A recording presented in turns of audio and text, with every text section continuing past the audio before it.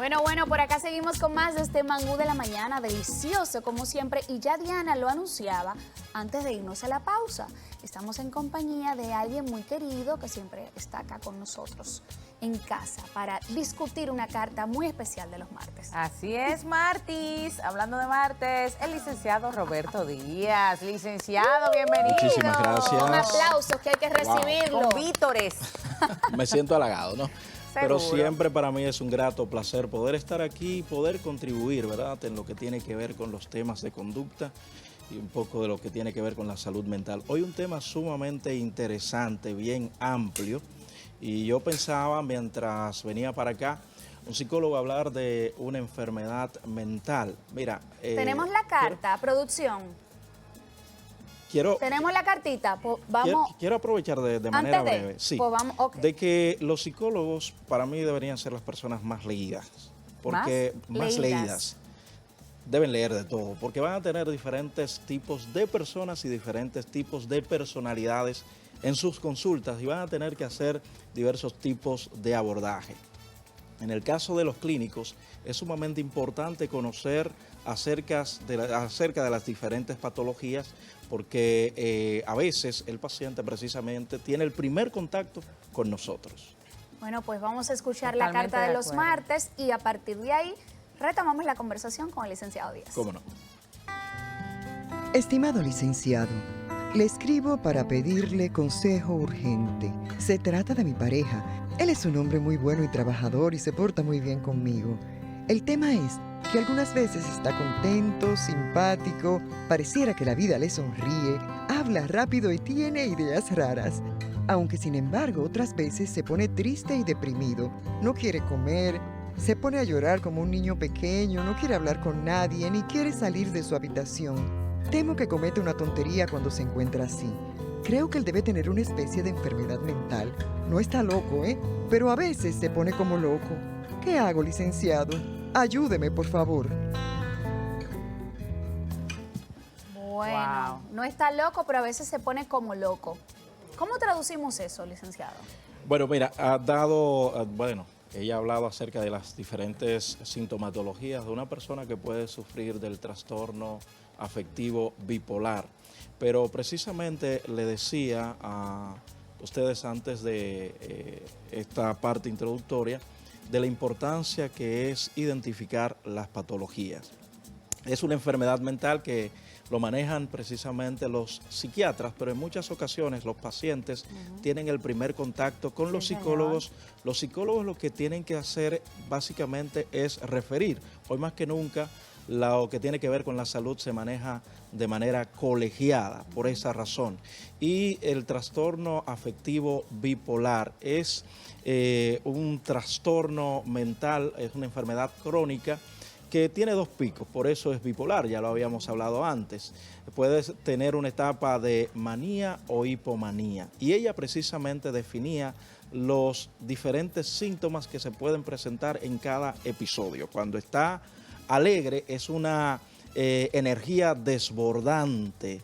A veces puede perder contacto con la realidad con la bipolaridad tipo 1, que hay episodios de hecho de desconexión con la realidad. La gente suele psicotizar básicamente en lo que tiene que ver con la bipolaridad tipo 1. Al igual que un esquizofrénico. De hecho, está dentro de lo que sería el diagnóstico diferencial. Por eso, y de hecho, se relaciona con otros trastornos que podríamos nosotros mencionar. Por ejemplo, el 60% de las personas con un trastorno bipolar, en este caso tipo 2, van a manifestar ansiedad. Se dice que el 70% va a tener un trastorno de ansiedad, el 37% va a tener una conducta con consumos de sustancias controladas o narcóticas. Son más propensos a caer en el consumo de sustancias de manera descontrolada. Los límites. Exacto, y además de esto, el 14%, según el DSM-5, va a tener un trastorno de la alimentación. O sea, que limita precisamente con otros trastornos. Por esa razón es sumamente importante una buena historia clínica al momento de identificar una persona con cualquier tipo de bipolaridad. Se habla Un dato que en el 2019, según la Organización Mundial de la Salud, para mí muy elevado, de que 45 millones de personas en el mundo sufren este tipo de trastorno. Se habla del 1 al 3% de la población mundial. Otras literaturas dan un número un poquito más elevado. Pero volviendo a los síntomas y características del trastorno afectivo bipolar, la etapa de manía o el tiempo que un paciente puede durar en una etapa maníaca puede durar de 4 días a una semana. Pero cuando ¿Puede dar una descripción para nuestros televidentes de cuáles son esas cosas que se manifiestan cuando están en una etapa maníaca? Claro que sí. Ya decía, una energía desbordante. Consideran con poco tiempo de dormir que ya están descansados. También, duermen poco cuando están en una etapa de manía. Pueden también incurrir en actividades muy peligrosas. De hecho, cuando están en etapa de manía suelen, si tienen recursos, hacer derroche de esos recursos. Se creen superpoderosos, se creen dueños de todo, se creen capaz de todo.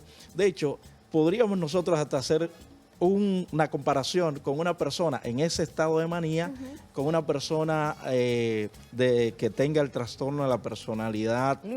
No, sino los que son personas, que tienen este ego muy elevado, que fue un tema narcisista, que de hecho nosotros hablamos de este tema acá.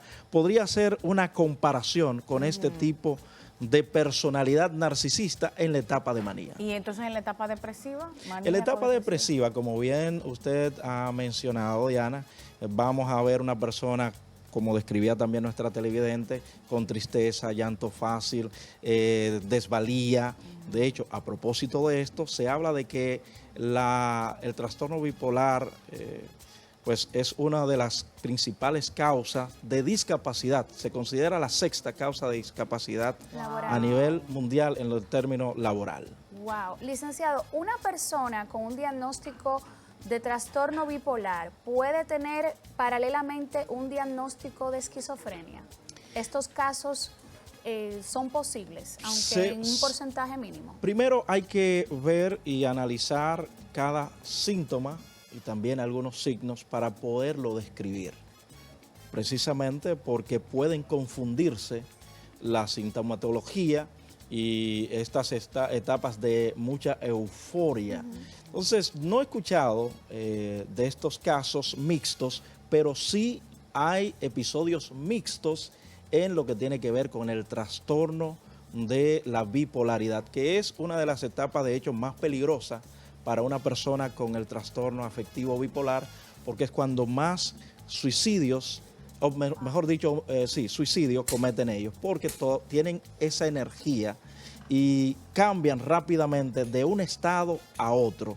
Se dice que 1/4 de las personas o de los suicidios consumados tienen que ver con el trastorno afectivo bipolar y que ellos tienen mayor probabilidad al suicidio, un 15% más que la población normal. Entonces, ¿cuáles factores inciden, licenciado, en que una persona desarrolle esta condición? ¿Se nace con eso?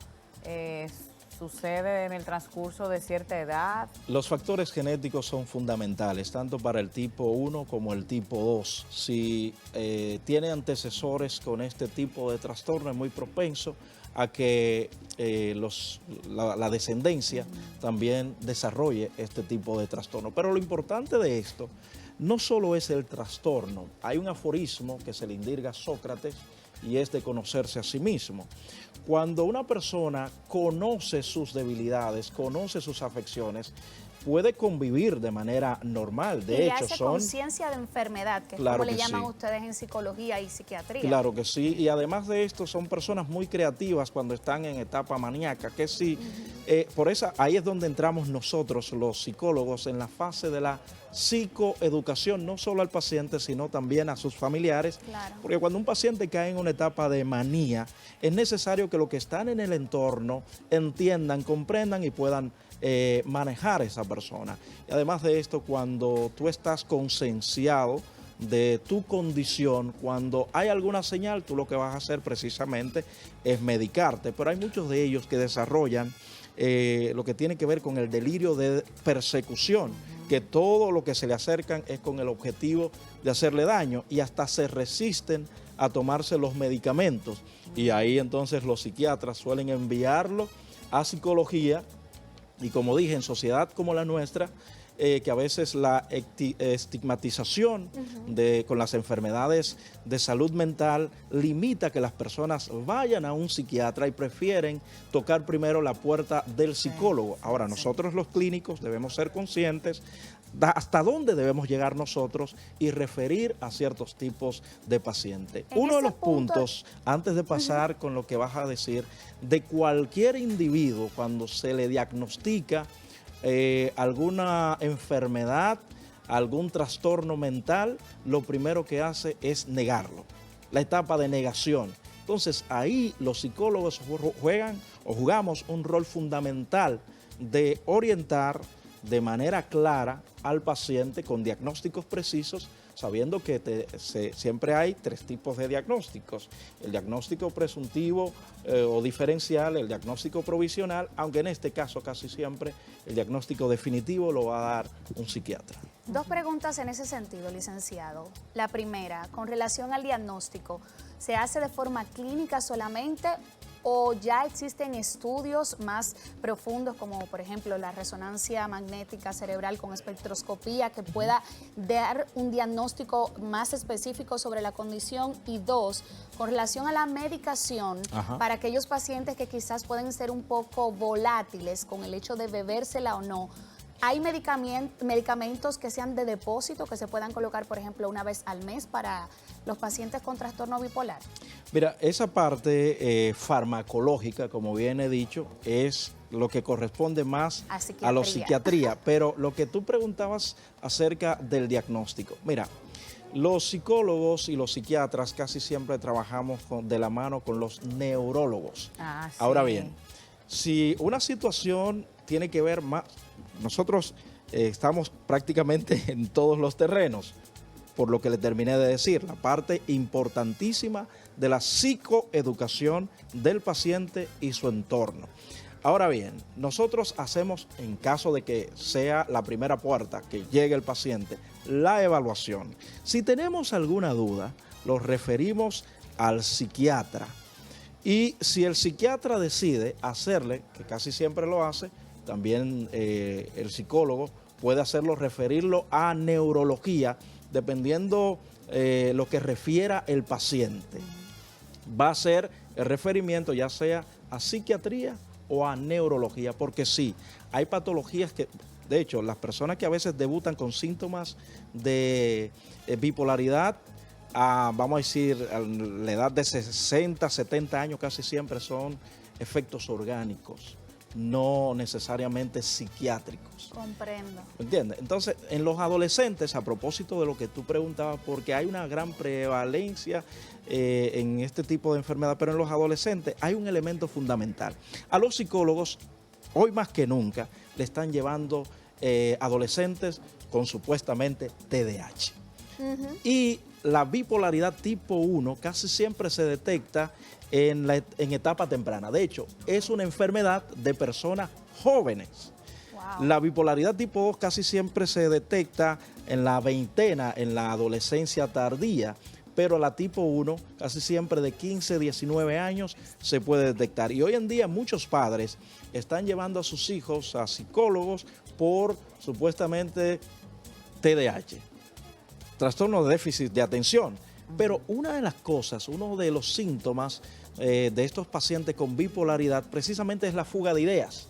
Te comienzan a hablar de un tema, conectan con otro y no hay como una precisión en su diálogo, no hay una sistematización en su diálogo y fácilmente se puede estar cometiendo un error tanto por parte de los profesionales que diagnostican muy alegremente trastorno de déficit de atención o TDAH. Bueno, eso está bien interesante. Esto está como para una parte 2. Sí, eso te iba a decir, que nos quedamos como una pregunta trae a otra pregunta y otra y otra y otra y nos quedamos más curiosos. Yo tengo una gran ventaja y sé que algunos también la tendrán, mi rotación fue con psiquiatras.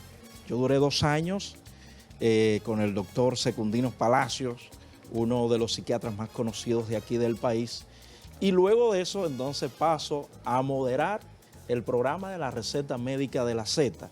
Claro, yo siempre decía que soy un alumno aventajado por la parte clínica, que esto también ha ayudado bastante al manejo de muchos temas que quizás algunas personas y profesionales de la salud mental me estén viendo y digan, pero qué fácil Qué se le hace. profundo llega el Y licenciado quizás con estos también temas. digan, pero ¿será cierto lo que dice? Bueno, todo está ahí en el DSM-5, también el DSM-4 lo pueden consultar porque algunas personas preferimos, dentro de los cuales me inscribo, de utilizar más el DSM-4 que el DSM-5, que ya de hecho tiene, me imagino, su parte revisada.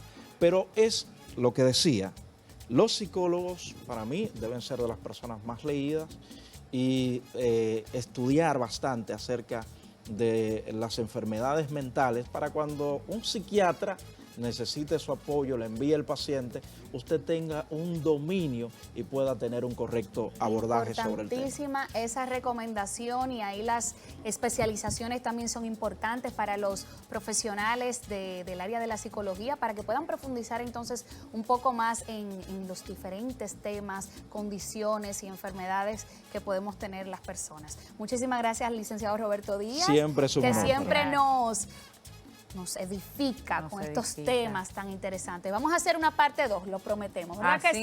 Así mismo. Claro Recuerden que sí. Cuenten contactar al conmigo. licenciado en sus redes sociales, @Roberto Díaz FM. FM. Claro que Roberto sí. Díaz FM.